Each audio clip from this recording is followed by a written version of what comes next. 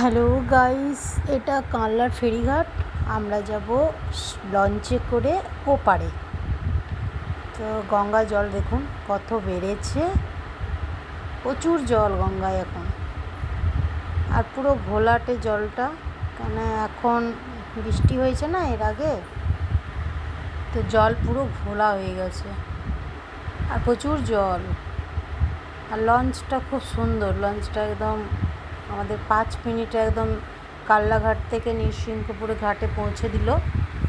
ফেরিঘাট নৃসিংহপুর ফেরিঘাট, আর আমরা যেখান থেকে যাচ্ছি ওটা কানলার ফেরিঘাট। এই দেখুন লঞ্চটা, লঞ্চে খুব ভিড়ও আছে। আর আমি এই সাইডে বসে আছি, আমার হাজব্যান্ড আছে। দেখুন কত জল, বাপরে প্রচুর জল এখন গঙ্গায়, জল অনেক বেড়েছে। Thank you for the watching.